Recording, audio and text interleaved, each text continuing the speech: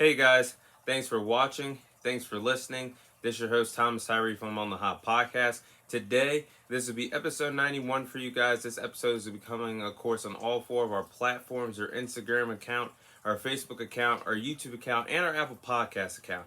So let's go ahead and dive into the first segment of episode 91. In this first segment, I'll be sharing my greatest NBA players of all time for each respective franchise. So this will be a part one and part two of this segment. I'll start off by naming the best players that I believe ever played for their respective franchises in the Eastern Conference, and then part two will be in the Western Conference. So starting off the East, with the Atlanta Hawks, I believe that Bob Bennett was the best player to ever play for the Atlanta Hawks franchise. He was a good power forward. He scored 20,000 points, averaged 26 points per game, 16 rebounds, setting the record for most rebounds in franchise history. He helped the the Atlanta Hawks win their only NBA championship in 1958. Then moving on to the Boston Celtics, I had to think about this one, but historic-wise, I knew the guy to pick. And my guy for the Boston Celtics is Bill Russell. He won 11 NBA championships in his 13-year NBA career. Averaged 22 rebounds per game. That's historically phenomenal when you think about that. And the stat sheets, especially collecting rebounds on a nightly basis. His historic performance will never be forgotten in the 1960 NBA Finals when he went toe-to-toe in the Los Angeles Lakers in Game 7, scoring 30 points and 40 rebounds, helping the Boston Celtics win the NBA title in Game 7 of the 1960 NBA playoffs. Bill Russell is an icon for the Boston Celtics. I believe he's the best player of all time. Brooklyn Nets, I have Jason Kidd. I believe Jason Kidd is one of the best point guards in NBA history. He helped the franchise get to the first NBA title in 2002. He actually helped the franchise get to the NBA title to back-to-back years, but unfortunately never won a championship with the Brooklyn Nets. With the Brooklyn Nets, Jason Kidd was a 5-time All-Star, a 6-time All-Defensive Player, and a 2-time All-NBA first team with the Brooklyn Nets. So definitely, I believe he has been the best player of that franchise so far in the young years of the Brooklyn Nets as a franchise. Then moving on to the Charlotte Hornets. This one's not hard at all. It automatically goes to Kemba Walker. One of the best point guards of this generation. No doubt the best player in franchise history when you talk about the Charlotte Hornets or even the Charlotte Bobcats if you want to throw in that franchise. But that franchise also had, I will throw in the worst NBA record in NBA history with, I believe, 7 wins and 56 losses, 59 losses if I'm not mistaken. That was during the lockout year of the NBA, so that NBA season was way shorter in the 2012-2013 NBA season. But man, Kemba Walker, he was special with the Charlotte Hornets.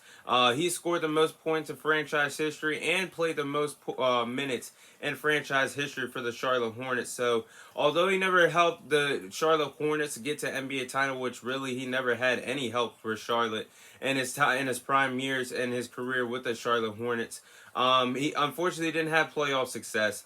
But he gave everything he had to the city of Charlotte. Therefore, Kemba Walker deserves to be the best player of all time, in my eyes, for the Charlotte Hornets. Moving on to the Chicago Bulls, I have Michael Jordan. Led the Chicago Bulls to 6 NBA titles. Was a part of 2 repeats in 2 historic times in the NBA. Something that has never been done and probably won't be done again in NBA history. And he became the icon of basketball in his time with the Chicago Bulls. He is the hero of the NBA. A lot of guys and a lot of players looked up to Michael Jordan. Nowadays, in this generation, players look up to LeBron James, but the icon was created for the world of basketball when Michael Jordan was playing in the 80s and 90s with the Chicago Bulls. I don't think there will ever be another player as special as Michael Jordan to wear the Chicago Bulls jersey. Michael Jordan definitely is the best player in Chicago Bulls sports history and definitely for the Chicago Bulls. Cleveland Cavaliers, I have LeBron James. He's the best thing that ever happened to the sports world of Cleveland, let alone Cleveland, Ohio itself. For his first two tenures with the Cleveland Cavaliers, LeBron James gave everything he had to the city of Cleveland, Ohio. He was the heart and soul of Cleveland. Returned home for his second tenure in his respective career after he won his first 2 NBA titles with the Miami Heat. played for that franchise for 4 years, and decided to come home and help the Cavaliers bring their first championship in franchise history. Who could ever forget the time where the Cleveland Cavaliers overcame the Golden State Warriors in the 2016 NBA Finals when they were down 3-1 and found themselves down in a 3-1 deficit. The Cavaliers and LeBron James was a part of it. He helped them overcome the biggest sports obstacle in sports history, the biggest comeback in sports history, in my opinion. Therefore, LeBron is, for everything that he's done for Cleveland, deserves to be the best player. No and ifs, doubts about it. Moving on to the Detroit Pistons, you have Isaiah Thomas. Isaiah Thomas is one of those players that stayed loyal to his franchise his whole entire career, helping the Pistons win 2 NBA titles in his time with the Detroit Pistons. He was a part of the bad boy Detroit Pistons team, as historically one of the best best basketball teams in NBA history. He was a great scorer, he was a great defender, and a great playmaker. And he has went down as one of the best point guards in NBA history. Isaiah Thomas definitely is the epitome of what you think about when you think about the Detroit Pistons. Moving on to the Indiana Pacers, I have Reggie Miller. He's one of the greatest shooters of NBA of all time. I put him up there with greatest shooters of all time when you think of the likes of Steph Curry, when you think of the likes of Ray Allen. Reggie Miller is right in the midst of best three-point shooters in NBA history. And his jersey is actually retired by the Indiana Pacers. He's got a jersey retired with the franchise, so it hangs up in the rafters for the Indiana Pacers. He was a five-time NBA All-Star, made 2,563 pointers in his career, and scored 25,000 points. Reggie Miller, one of the greatest shooters of NBA history, definitely the greatest player to play for the Indiana Pacers. And then my team, my squad, the Miami Heat, it was debatable.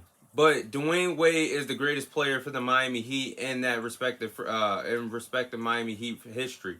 The reason why I am a Miami Heat fan to this day is because of Dwayne Wade. He was the heart and soul of this franchise. He is everything that you think of when you think about South Beach, when you think about basketball in the state of Florida, especially in the city of Miami.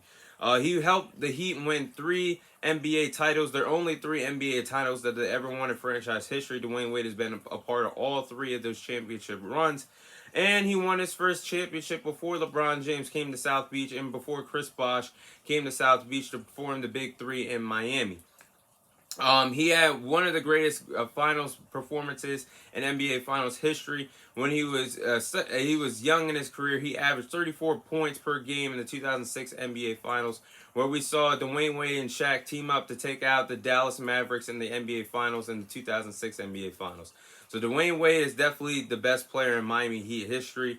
I do believe he is the 3rd best shooting guard of all time behind Kobe Bryant and Michael Jordan itself. So Dwayne Wade definitely is going to be a Hall of Fame player and definitely will be remembered as the greatest Miami Heat player in franchise history.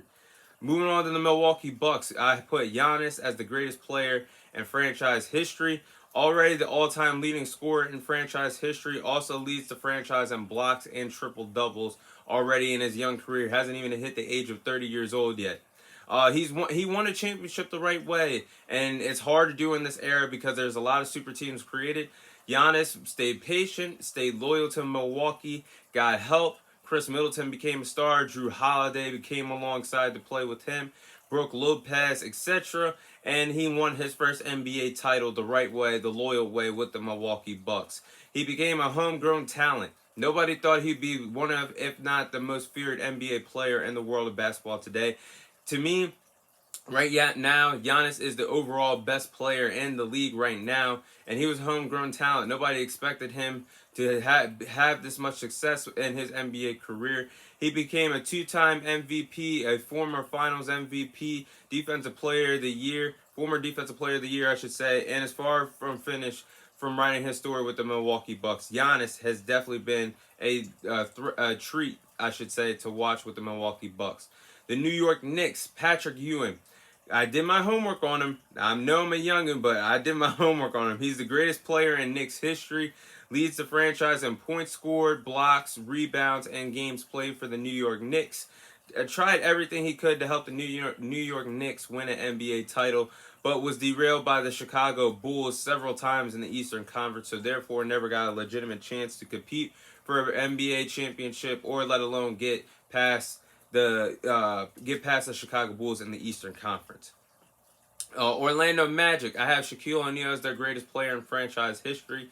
I think that's debatable between him and Dwight Howard when you think about it, but Shaq's first 4 seasons in the NBA with Orlando Magic was truly incredible. The tape says it for itself. He averaged 27 points and led them to their first NBA Finals in franchise history. So I think Shaq in his first 4 years had more significance to it than Dwight Howard, and all in his prime years with the Orlando Magic. Therefore, I have Shaq as the greatest player for the Orlando Magic. And then moving on to Philadelphia 76ers, I have Allen Iverson. His run from 2000 to 2005 was amazing. His speed was unteachable. His ability to take over the ball game was incredible. It's hard to find a special athlete like Allen Iverson was, and Allen Iverson gave Philadelphia everything he could. Unfortunately, never won a championship, but hey, he's going to be remembered as one of the greatest to ever do it. Toronto Raptors is Kawhi Leonard. Only spent 1 season there, but brought the franchise their only NBA championship in franchise history. In his 1 season with the Toronto Raptors, he averaged 28 points per game and dethroned the Golden State Warriors team that was on their way to a three-peat, have it if it wasn't for Kawhi Leonard. That team still had Steph Curry, Klay Thompson, Draymond Green. Yes, Kevin Durant was hurt and only played a significant amount of time in that series, but he still counts. He was still on the roster. He was still a part of that dynasty.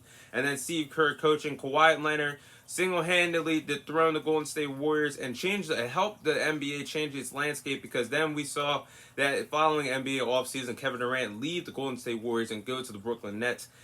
That was a legacy year for Kawhi Leonard, and he's going to be remembered as the greatest Raptors player in franchise history for that reason.